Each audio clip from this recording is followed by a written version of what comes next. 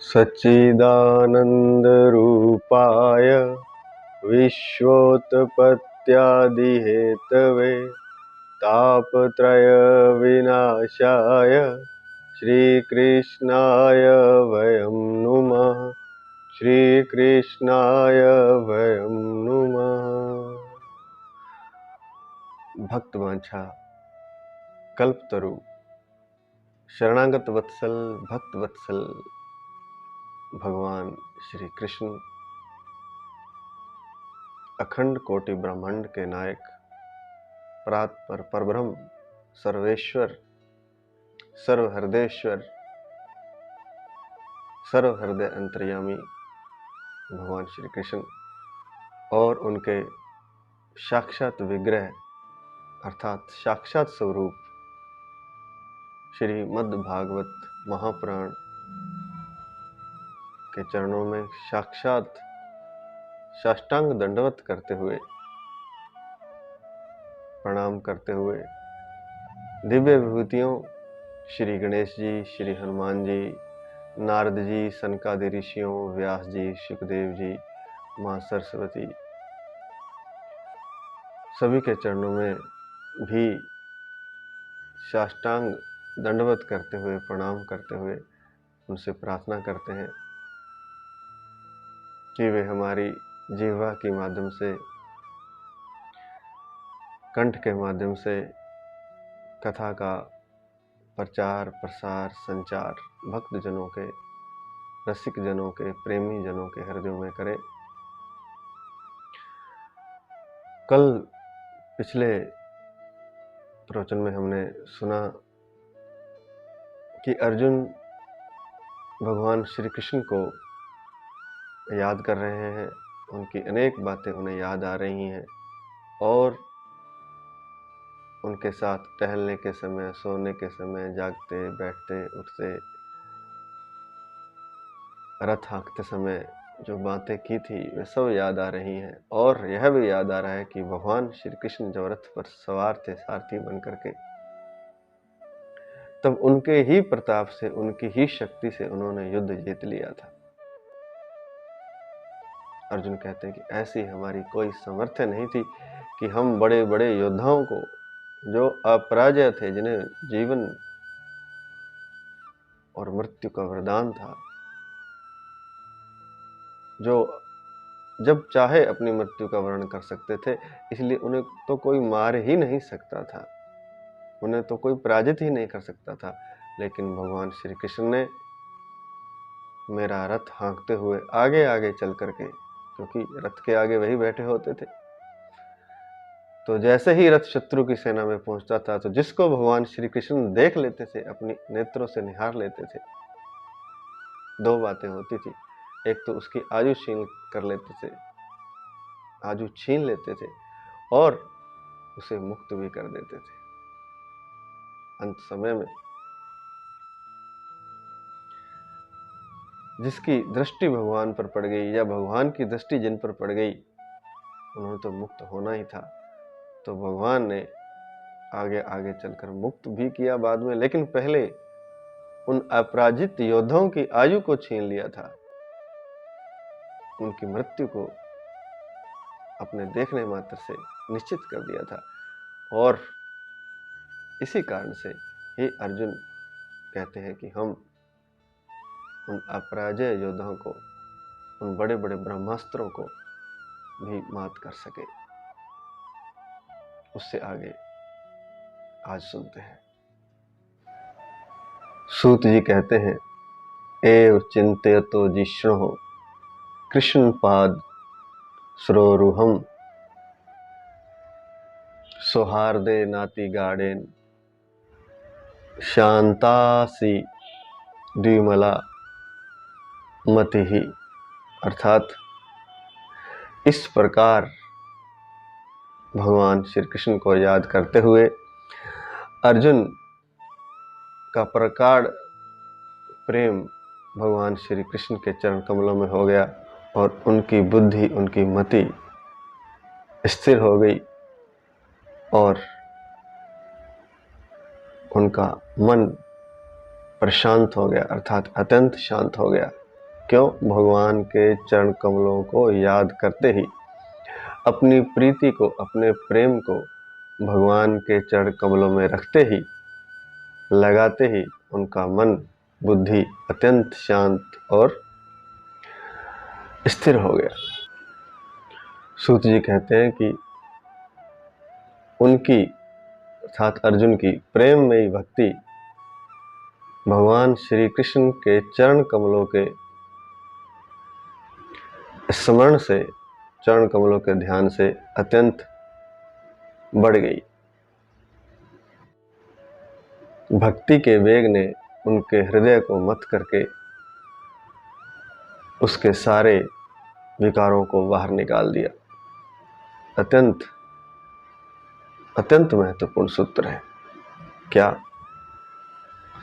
कि उनकी प्रेममयी भक्ति, जो भगवान के चरण कमलों में अर्जुन की भक्ति कैसी थी? प्रेम में अत्यंत प्रेम था उन्हें भगवान के प्रति। हालांकि भक्ति का मतलब ही प्रेम होता है भगवान के चरणों में, लेकिन फिर भी यहाँ एक तरह से दोबारा यूज किया है शब्द को। उनकी प्रेममयी भक्ति, भक्ति अपने आप में प्रेम है, लेकिन फिर भी कहा है प्रेममयी भक्ति, अर्थात अत्यंत प्रेम, अत्यंत भक्ति।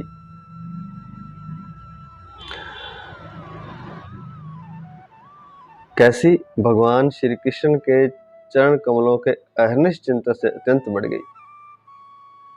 भगवान श्री कृष्ण के चरण कमलों के अहर्निश चिंतन से, अर्थात लगातार सतत चिंतन करते रहने से, भगवान के चरणों का, भगवान को याद करने का, भगवान की बातों को याद करने का करके, तो जो उनकी भक्ति थी, अत्यंत प्रेम में जो भक्ति थी, वह अत्यंत बढ़ गई। किससे? भगवान श्री कृष्ण के चरण कमलों के अहर्निश चिंतन से। जब हम लगातार भगवान की बातों का स्मरण करेंगे, भगवान को याद करेंगे, उनके चरण कमलों का निरंतर ध्यान करेंगे, उसमें अपना प्रेम समर्पित कर देंगे, भक्ति को प्रेम में बना देंगे। भक्ति अपने आप में ही प्रेम है, लेकिन और भी उसको जब प्रेम में बना देंगे तो हमारी भक्ति उनके चरण कमलों में बढ़ जाएगी। और भक्ति बढ़ने से क्या होगा? जो हृदय के विकार हैं वो वह भक्ति मथ करके बाहर निकाल देगी।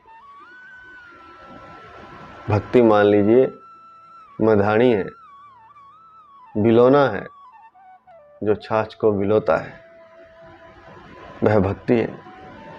और क्या करता है? मक्खन को जैसे बाहर निकाल देता है। हालांकि मक्खन शुद्ध चीज है, उसका विकार नहीं है, लेकिन फिर भी उदाहरण से समझ सकते हैं कि मथनी से उनके चित्त को मथ करके उनके सारे विकारों को बाहर निकाल दिया। किसने? प्रेममयी भक्ति ने। और प्रेममयी भक्ति कैसे पैदा होती है? भगवान श्री कृष्ण के चरण कमलों के अहर्निश चिंतन से, लगातार चिंतन से, सतत चिंतन से। आसान है, मुश्किल भी है। आसान है, बस भगवान के चरण कमलों का चिंतन करना है, भगवान का चिंतन करना है, और अपने आप प्रेममयी भक्ति बढ़ती चली जाएगी। और बढ़ते बढ़ते एक दिन वह हृदय के जो विकार हैं उन सबको बाहर निकाल देगी। क्योंकि जहाँ भक्ति रहती है, भक्ति रानी रहती है, वहाँ कोई विकार नहीं रह सकता। क्योंकि यहाँ प्रकाश रहता है, वहाँ अंधेरा नहीं रह सकता। यहाँ अमृत रहता है, वहाँ विष नहीं रह सकता। यहाँ चैतन्य रहता है, वहाँ जड़ता नहीं रह सकती। अर्जुन के मन में इस प्रेममयी भक्ति के साथ साथ वो गीता ज्ञान का भी स्मरण हो आया। वह गीता ज्ञान भी याद आ गया जो भगवान ने युद्ध शुरू होने से पहले अर्जुन को दिया था। वह गीता ज्ञान थोड़े दिनों के लिए अर्जुन भूल गए थे, उनको विस्मृत हो गया था। क्यों हो गया था? क्योंकि काल के व्यवधान के कारण और कर्मों के विस्तार के कारण। बड़े गहरे सूत्र दिए हुए हैं, साधना के ही सूत्र हैं सारे। कर्मों का जब हम बहुत विस्तार कर लेते हैं, बहुत उलझ जाते हैं जब हम संसार में, तो भगवान का चिंतन हमें भूल जाता है। तो कर्मों का विस्तार उतना ही रखना चाहिए ताकि भगवान के लिए भी हम समय निकाल सकें। भगवान के चिंतन का, जाप का, स्मरण का, मनन का कम से कम 2.5-3 घंटे तो हमें समय अवश्य ही निकालना चाहिए। तो कर्मों का विस्तार उतना ही रखें। अधिक लोभ में, अधिक लालच में पड़ करके अधिक आपाधापी में ना पड़े। और काल के व्यवधान से, समय का अपना व्यवधान होता है। अगर हम कुछ दिनों तक आराम कर लेते हैं, अर्थात बीच में हम कोई चीज़ छोड़ देते हैं, हम कोई अभ्यास कर रहे हो, चाहे वह किसी संसारिक वस्तु का हो, चाहे नाम जप का हो, चाहे परमात्मा के स्मरण का हो, चाहे किसी ग्रंथ के अध्ययन का हो, अगर हम उसमें विश्राम कर लेते हैं या कुछ दिनों के लिए छोड़ देते हैं तो यह काल का व्यवधान है, समय का एक व्यवधान आ जाता है। और फिर दोबारा जब हम शुरू करते हैं तो कुछ समय लगता है दोबारा उसी पटड़ी पर आने के लिए। तो मुख्यतः तो जप के बारे में बताया है, स्मरण के बारे में बताया है कि लगातार हमें स्मरण करना है, प्रतिदिन करना है, समय प्रतिदिन भगवान के लिए निकालना है। ऐसा नहीं करेंगे तो अर्जुन भी भूल गया था तो हम क्या चीज़ हैं। जो गुड़ाकेश हैं, जिन्होंने निद्रा को भी जीत लिया है, जो इतने होश से भरे हैं, इतने चैतन्य से भरे हैं, वे जब भूल सकते हैं तो आम इंसान तो भूल ही सकता है। इसलिए अभ्यास निरंतर करते रहें, अहर्निश करते रहें, उसमें काल का व्यवधान ना आने दें और कर्मों का विस्तार सीमित रखें, जितना जरूरी है उतना रखें। और यह सारी बात धन से जुड़ी हुई है। धन जितना जरूरी है उतना रखें, उतना ही कमाएं, जिससे कि आपको नाम स्मरण में, नाम जप में कोई असुविधा ना हो, आपाधापी इतनी अधिक ना हो जाए कि नाम जप में ही, नाम स्मरण में ही असुविधा होने लगे। आगे कहते हैं सूत जी कि अर्जुन को ब्रह्म ज्ञान की प्राप्ति से माया का आवरण भंग होकर के गुणातीत अवस्था प्राप्त हो गई। ब्रह्म ज्ञान की प्राप्ति से माया का आवरण भंग हो गया और उससे गुणातीत अवस्था प्राप्त हो गई। ऐसा स्मरण करने से, गीता के ज्ञान से और भगवान के चरण कमलों के अहर्निश स्मरण से अर्जुन को ब्रह्म ज्ञान की प्राप्ति हो गई। और उससे क्या हुआ? माया का आवरण भंग हो गया। भगवान ने जो सृष्टि बनाई है, यह सारी सृष्टि माया द्वारा रचित है और इस माया में व्यक्ति भूल जाता है, उलझ जाता है, सम्मोहित हो जाता है। तो वह माया का जो आवरण है, जैसे कोई फिल्म देख रहा हो पर्दे के ऊपर और अंधेरा हो और पर्दे को ही सब कुछ सच मान रहा हो, तो उस समय वह माया में होता है। और जैसे ही पर्दा साफ हो जाता है या पर्दा हटा दिया जाए और अंधेरे की जगह प्रकाश हो जाए तो माया का आवरण भंग हो जाता है। वहाँ कोई फिल्म नहीं चलती, वहाँ कोई नाटक नहीं रचा जाता, वहाँ कोई दृश्य नहीं होता, व्यक्ति स्वयं में लौट आता है। इसी तरह से जो चारों तरफ जो सृष्टि है, सूर्य, चांद, तारे, धरती, पृथ्वी, पेड़ पौधे, पशु पक्षी, पहाड़, नदियाँ, पर्वत, रिश्ते नाते, मनुष्य, दोस्त, मित्र, जो भी दिखाई दे रहा है संसार में, यह सब माया है। और यह माया ब्रह्म ज्ञान की प्राप्ति से ही यह माया भंग होती है, वरना तो इन जीवों में, इन चित्रों में, इन रिश्ते नातों में, इस दृश्यों में व्यक्ति खोया रहता है। वह अपने स्वयं की चेतना को नहीं देख पाता। तो ब्रह्म ज्ञान से क्या हुआ? अर्जुन की जो माया का घेरा था वह भंग हो गया और गुणातीत अवस्था प्राप्त हो गई। अब गुणातीत अवस्था कौन सी है? 3 गुण बताए गए हैं: सत्वगुण, रजोगुण, तमोगुण। तमोगुण वाला बहुत ही गहरा उलझा होगा संसार में, बल्कि लगभग बेहोशी जैसा ही जीवन जी रहा होगा। मद्यपान करेगा, मांस मदिरा का सेवन करेगा, जो भी स्त्री गमन करेगा, उल्टे सुल्टे जितने भी काम है वह सब करेगा। तमोगुणी व्यक्ति झगड़ा करेगा। ऐसा नहीं कि तमोगुणी के पास शक्ति नहीं होती, बल नहीं होता। असुर राक्षस सारे तमोगुणी ही तो हैं। शक्ति उनके पास भी होती है, लेकिन सात्विकता नहीं होती है। बिना मतलब किसी से झगड़ा मोल लेना, स्त्री गमन करना, मद्यपान करना, मांस का सेवन करना आदि आदि, यह तमोगुणी व्यक्ति के लक्षण है। ज़्यादा सोना, सोने का कोई समय नहीं, सूर्योदय से बाद उठना, तो यह तमोगुण।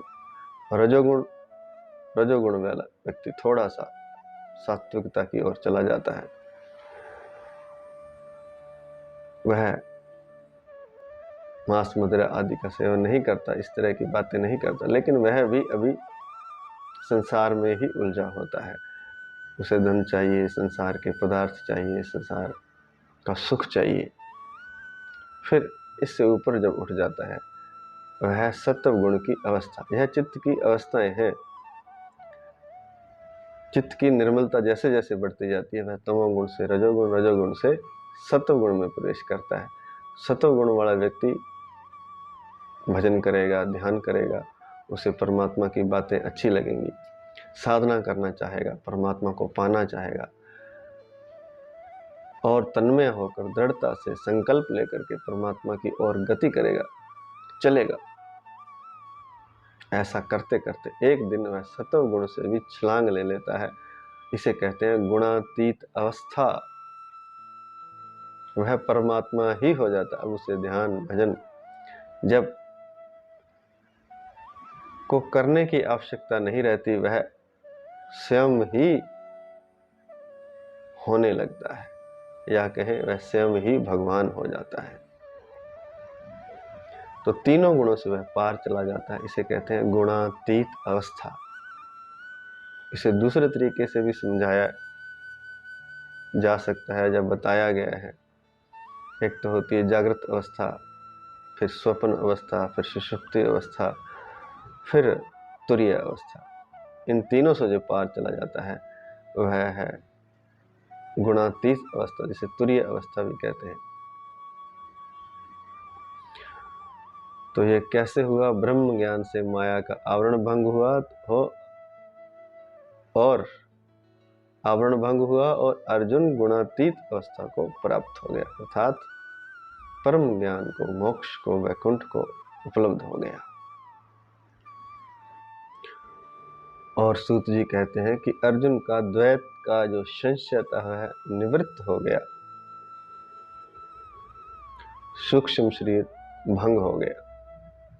सारी साधना की बातें सूत्र है।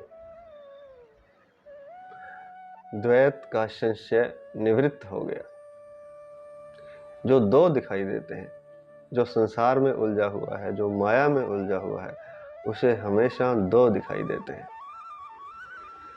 जैसे कोई नशे में हो तो उसे सामने वस्तु तो एक होती है, लेकिन उसे दिखाई दो देते हैं, क्योंकि इतने नशे में होता है उसे पता ही नहीं चलता। सामने कोई कुत्ता बैठा है, उसे एक नहीं दिखाई देगा।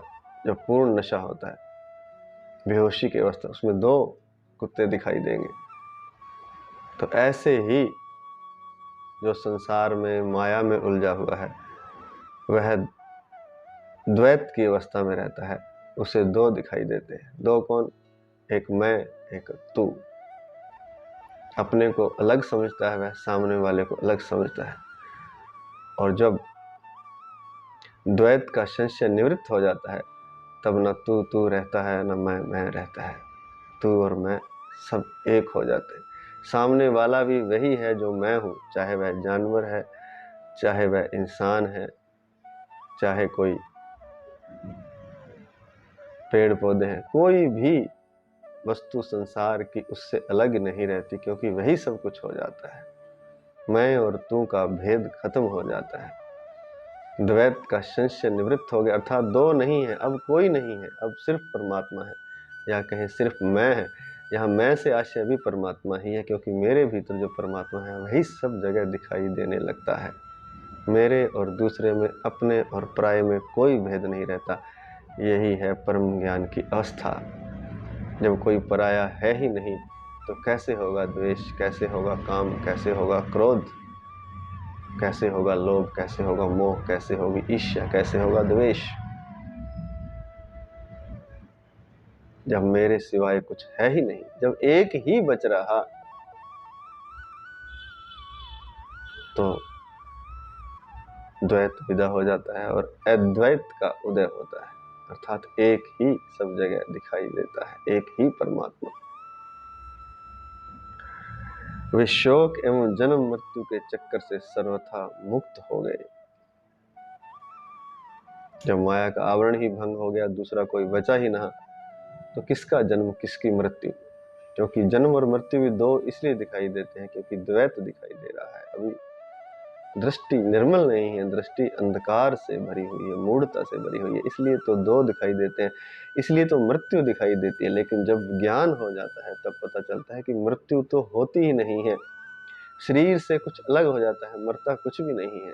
मरता है तो साधना में केवल मन मरता है और आत्मा परमात्मा से एक हो जाती है। जैसे कि सूक्ष्म शरीर भंग हो जाता है। भंग होने का क्या तात्पर्य है? मुख्यतः स्थूल शरीर है जो हमें दिखाई दे रहा है सामने, जो या स्थूल शरीर कहते हैं इसे, इसके अंदर होता है सूक्ष्म शरीर, और फिर कारण शरीर, फिर आगे भी है। स्थूल शरीर तो दिखाई देता है, फिर है सूक्ष्म शरीर। सूक्ष्म शरीर क्या है? मन जब आत्मा के साथ जुड़ा हुआ है तो वह है सूक्ष्म शरीर। तो सूक्ष्म शरीर भंग हो जाता है, अर्थात आत्मा मन से भी मुक्त हो जाती है। मृत्यु में क्या होता है? मृत्यु में खाली शरीर अलग होता है, आत्मा मन दोनों जुड़े रहते हैं। लेकिन परमात्म बोध में, ज्ञान में, ब्रह्म ज्ञान में क्या होता है? शरीर चाहे रहे चाहे अलग हो जाए, लेकिन आत्मा का मन से विच्छेद हो जाता है। इसे कह सकते हैं, जैसे यहाँ लिखा है, सूक्ष्म शरीर भंग हुआ, मन से मुक्त हो जाती है आत्मा, फिर वह स्वतंत्र हो जाती है। हमारी आत्मा मन से युक्त है, इसलिए मन जैसा कहता है वैसा हम चलते हैं, मन जैसा इंद्रियों में डोलता है वैसा हम डोलते हैं, मन जैसा हमें सपने दिखाता है हम देखते हैं, और मन झूठे सपनों में ले जा करके, क्योंकि सत्य तो वहाँ है नहीं, सुख का झांसा देता है मन, और सुख का झांसा देते देते वह हमें भटका देता है इंद्रियों के माध्यम से, और फिर हमें सुख के सपने दिखा करके दुख में ले जाता है। यही तो माया है, यही संसार है, यही मन है, यही सूक्ष्म शरीर है। लेकिन सूक्ष्म शरीर भंग हो जाता है तो मन से विच्छेद हो जाता है आत्मा का, आत्मा परमात्मा में, सर्वव्यापक परमात्मा में लीन हो जाती है, इसलिए फिर कुछ बचता ही नहीं। जब मन अलग हो गया तो सब मन से ही तो हम एक दूसरे से अलग हैं। शरीर का भी इतना ज़्यादा रोल नहीं, शरीर तो बाहर का खोल है। हम दूसरे से अलग क्यों हैं? हम दूसरे से अलग अपने मन के कारण हैं। मेरे विचार ये हैं, मैं ये हूँ, यही तो अलग है, यही तो दूसरे से अलगपन है। जब प्रेम होता है किसी शरीर से भी, किसी दूसरे व्यक्ति से, तो सबसे पहले क्या होता है? दोनों के विचार मिल जाते हैं तो दूसरा अच्छा लगने लगता है, क्योंकि एक जैसी ही अनुभूति होने लगती है। तो मन के कारण ही हम एक दूसरे से अलग हैं, मन के कारण ही हम प्रेम कर पाते हैं, और मन जब मिट जाता है तब भक्ति होती है।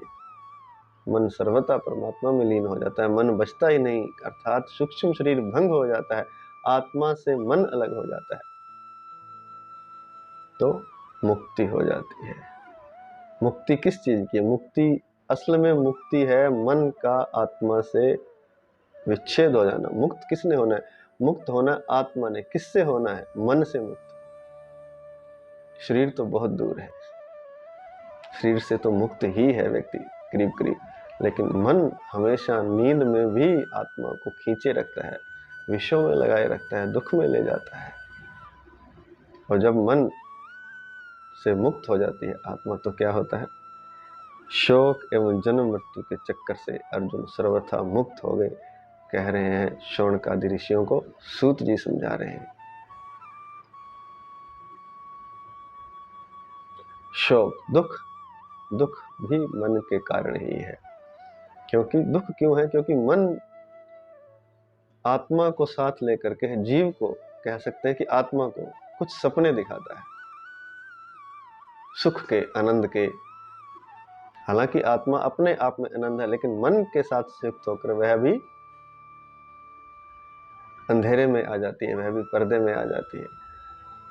तो अपने निज स्वरूप को, निज आनंद को आत्मा भूल करके मन के साथ संयुक्त होकर इंद्रियों के साथ बाहर की ओर भागती है, जहां उसका निवास स्थान है। जीव जो खोल है, यह शरीर है, यह जो जीव है, इसके खोल में, इसके हृदय में, यहाँ पर आत्मा का निवास है। लेकिन मन के साथ संयुक्त होकर के यह आत्मा इंद्रियों के माध्यम से, आंख, नाक, कान, जीभ, त्वचा आदि के माध्यम से बाहर की तरफ भागती है। कान बाहर से आनंद लेना चाहते हैं, लेकिन कान आनंद नहीं लेते हैं, लेता आनंद तो मन है, और आत्मा को अपने साथ संयुक्त कर लेता है। आंखें आनंद नहीं ले रही, आंखों के माध्यम से मन धोखा दे रहा है आत्मा को। और आत्मा, ये समझ लीजिए कि एक भोली भाली स्त्री जो तेज तरार व्यक्ति मन के द्वारा ठगी गई है, तो वह, हालांकि वह जो भोली भाली स्त्री आत्मा है, वह स्वयं में आनंद स्वरूप है, प्रकाश स्वरूप है, चैतन्य स्वरूप है, सच्चित आनंद है, सच्चिदानंद है, वही तो परमात्मा है। क्योंकि वह आत्मा जो है वह परमात्मा का ही तो अंश है। लेकिन अब अपने निज स्वरूप को भूल करके, जैसे उस पर किसी ने काला पर्दा डाल दिया हो, वह है मन। जैसे मणि कोई चमक रही हो और उस पर कोई काला कपड़ा डाल दिया जाए, तो मणि का जो प्रकाश है वह छुप जाता है, और वह जो काला पर्दा है वह उसे बाहर की तरफ कहीं भी ले जाए, छुपा करके, उसके अपने निज स्वरूप को भुला करके। इस तरह से मन इंद्रियों के माध्यम से आत्मा को साथ लेकर बाहर की तरफ आनंद खोजता हुआ जाता है। आत्मा मन के साथ संयुक्त हो जाती है, लेकिन धोखा देता है मन, क्योंकि मन अज्ञान में है, उसे पता नहीं कि बाहर आनंद नहीं है। वह आत्मा को भी भरमा लेता है एक तरह से। बाहर आनंद का झांसा तो देता है, धोखा तो देता है, भ्रम तो पैदा करता है, लेकिन बाहर की तरफ आनंद है ही नहीं। जब आत्मा वहां जाती है उस आनंद को लेने के लिए, तो कुछ क्षण तो भ्रम के कारण उसे लगता है कि आनंद आ रहा है, लेकिन बाद में पता चलता है कि यहाँ तो आनंद नहीं, बल्कि उसकी जगह दुख पैदा हो गया है।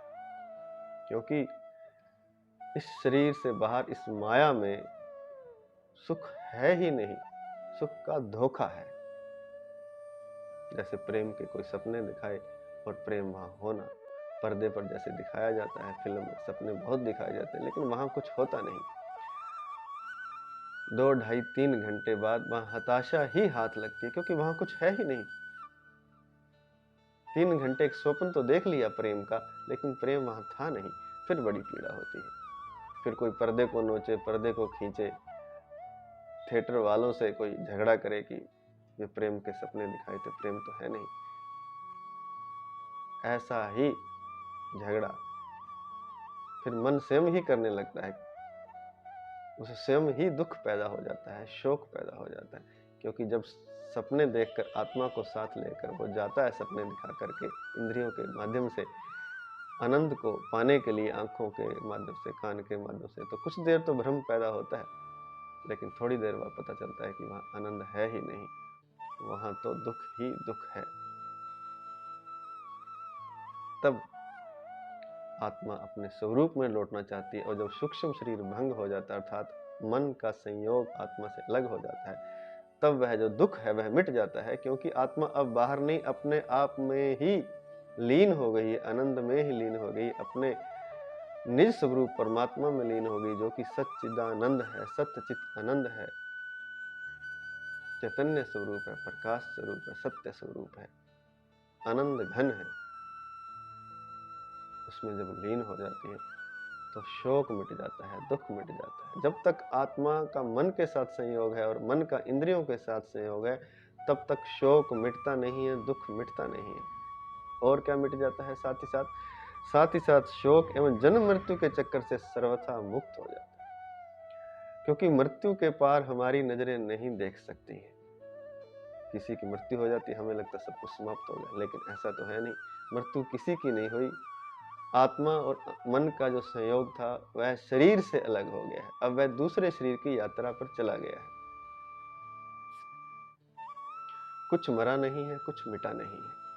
जैसे कोई अभिनेता किसी एक फिल्म में, किसी एक पात्र में अपना अभिनय करता है, लेकिन उस पात्र के समाप्त हो जाने पर क्या अभिनेता मर जाता है? नहीं, अभिनेता दूसरी फिल्म में चला गया है, दूसरा पात्र बनने के लिए, दूसरा अभिनय करने के लिए। वस्तुतः वह मरा नहीं है, वस्तुतः वह दूसरा अभिनय करने चला गया है। इसी तरह से मरता कुछ भी नहीं है। शरीर से मन और आत्मा का जो संयोग है वह अलग हो जाता है, और उस संयोग के अलग होने से यह शरीर तो समाप्त हो जाता है। फिर इस शरीर को चाहे जला दो, चाहे दबा दो, क्योंकि इसमें जो आत्मा और मन का संयोग था, जो कि सुख दुख अनुभव करता था, वह अलग हो गया है। और जब जीव होश में भर के चैतन्य में जब सूक्ष्म शरीर का आवरण भंग हो जाता है, तो उसे पता चल जाता है कि जीवन मृत्यु कुछ नहीं है, मात्र खेल है। बल्कि जीवन मृत्यु का चक्कर ही समाप्त हो जाता है, क्योंकि मन ही तो बार बार जन्म लेता है, नए शरीर धारण करता है। जन्म लेने का तात्पर्य नया शरीर धारण करता है। मरता कोई नहीं है, संबंध विच्छेद होता है शरीर से, मन और आत्मा का, और फिर मन और आत्मा नए शरीर धारण करने के लिए चले जाते हैं। लेकिन जब सूक्ष्म शरीर का आवरण भंग हो जाता है, अर्थात मन और आत्मा दोनों का विच्छेद हो जाता है, तो मन समाप्त हो जाता है। एक तरह से आत्मा ही बचती है, इसलिए उसे दोबारा जन्म लेने की आवश्यकता नहीं रहती, क्योंकि सभी में वही तो है। वह मुक्त हो जाता है। जो इस खेल को जान जाता है, कहने का तात्पर्य वह मुक्त हो जाता है। इसलिए अर्जुन को ब्रह्म ज्ञान का उदय हुआ। ब्रह्म ज्ञान के उदय होने से माया का आवरण भंग हुआ, उससे उनकी गुणातीत अवस्था प्राप्त हुई। सत्व रजत तम से अलग अवस्था, तुरीय अवस्था प्राप्त हुई। द्वैत का संशय निवृत्त हो गया, दूसरा कोई बचा ही नहीं। सब परमात्मा ही परमात्मा है, दूसरा कोई है ही नहीं। सूक्ष्म शरीर भंग हुआ। सूक्ष्म शरीर अर्थात आत्मा का जो मन के साथ जोड़ता वह भंग हो गया। वे शोक एवं जन्म मृत्यु के चक्कर से सर्वथा मुक्त हो गए। जब आत्मा का जो जोड़ है मन के साथ, मन उसे भरमाता रहता है, इंद्रियों में सुख के सपने दिखाता है, और जब आत्मा का विच्छेद हो जाता है मन से, वह अपने में ही लीन हो जाती है, अपने निज स्वरूप, परम स्वरूप, अपने अंशी में अंश आत्मा लीन हो जाती है। अर्थात आत्मा जब परमात्मा में लीन हो जाती है, तो जन्म मृत्यु का चक्कर ही समाप्त हो जाता है। जय श्री कृष्ण। आज इतना ही। हे नाथ, हे नाथ, मैं आपको एक क्षण भी ना बोलूं, ऐसी कृपा करें। अहर्निश आपके चरणों का स्मरण करता रहूं, संसार के क्रियाकलापों से, माया से दूर रहूं, संसार के किसी दुख में। हे प्रभु, हे कृष्ण, फंसा मत देना, बस इतनी कृपा करना। मैं तुम्हारे स्मरण में, तुम्हारे नाम जप में अहर्निश लगा रहूं, सत्य लगा रहूं, लगातार लगा रहूं। जय श्री कृष्ण। हरि शरणम, हरि शरणम, हरि शरणम।